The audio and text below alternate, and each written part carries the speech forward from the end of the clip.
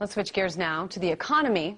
Just down the street from RT Studios earlier today, some pretty big talks going on between President Obama and top lawmakers over the battle to come to an agreement on raising the $14.3 trillion debt ceiling. While raising taxes on the wealthiest Americans seems to still not be on the table, more cuts to programs that help the poor may be on the table.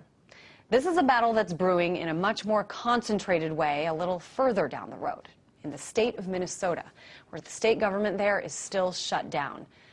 There are similar issues there. The Republican-led legislature refuses to raise taxes, even on the wealthiest 2% of the population there. Governor Mark Dayton, a Democrat, doesn't want to cut any more programs.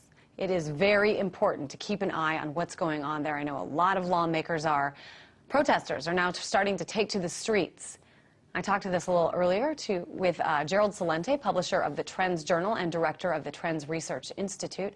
I asked him for his thoughts on the recent government shutdown in Minnesota and what this might mean for the U.S. on a larger scale. It's the beginning of what we're going to see more of.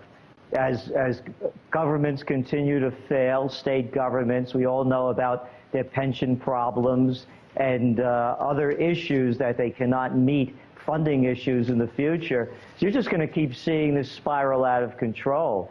And it's also very interesting to see what they cut first. Let's close the parks. You know, it's the holiday weekend. Let's make sure that the people have nowhere to go, the people that could afford it the least. And you just keep bringing that forward, Christina. It's the same thing that the Obama administration and the Republicans are talking about. It's cutting the people's programs. I have it. Those veterans are making too much money in their benefits. Let's cut those. Why don't we cut some Social Security benefits? People aren't getting much now. We could even lower that. And in the meantime, let's give those multinationals like General Electric that made $14 billion last year, they don't have to pay any taxes at all. Doesn't seem to really make sense. I mean, it seems to me a lot of what this is about is a growing gap in inequality and what it means. Now, a lot of people have been talking about this. I want to play a clip of an interview of former National Security Advisor Dr. Zbigniew Brzezinski from yesterday. He was on MSNBC's Morning Joe, and he gave some of his predictions what could be around the corner.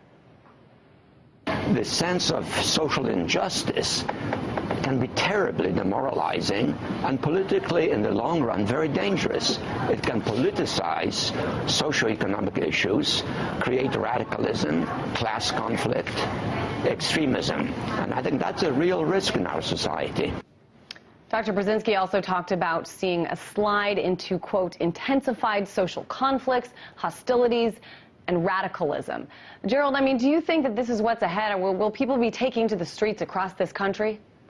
Yes, they're taking to the streets all over the world. They have the big lie out there, for example, that it's a pro-democracy movements going on in the Middle East, North Africa. It has nothing to do with it. Look what's going on in Spain. Look what's going on in Greece. It's the same story. This isn't radicalization. It's called fascism. It's the merger of state and corporate powers. Let's call a spade over here. The big guys are getting all the breaks, and the burden's falling on all of the people. So of course this is going to happen. But of course it's old news. It's what we wrote about a year ago. Off with their heads 2.0. The people know the game. When the money stops flowing down to the man on the street, the blood starts flowing in the streets. I think a perfect example, and I do. I think it's important to look all around the country. This country is made up of cities and towns, even some of the smallest towns. There's one in Texas called Alto. They just laid off their entire police force. And from what I understand, that state also has no money for new textbooks in public schools. So from an economic standpoint, I know you say this isn't a news story. How should we see this, these things happening in our towns, in our schools? It's a much bigger picture. It's the beginning of a great war that we've been writing about. You're seeing the global Ponzi scheme collapse. The only way they keep it going is by printing this digital money that's not worth the paper it's printed on. And Christina, here's the great hypocrisy. As they're talking about, you know, readjusting the consumer price index, which they've already readjusted, and as they talk about Social Security and veterans' pensions, cutting those, What are they not talking about? How about the defense budget?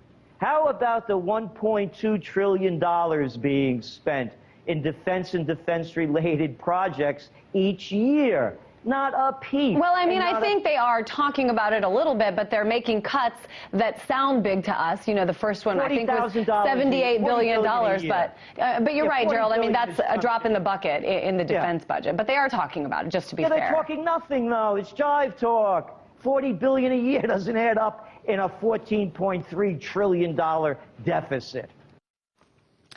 And that was Gerald Celente, publisher of the Trends Journal and director of the Trends Research Institute.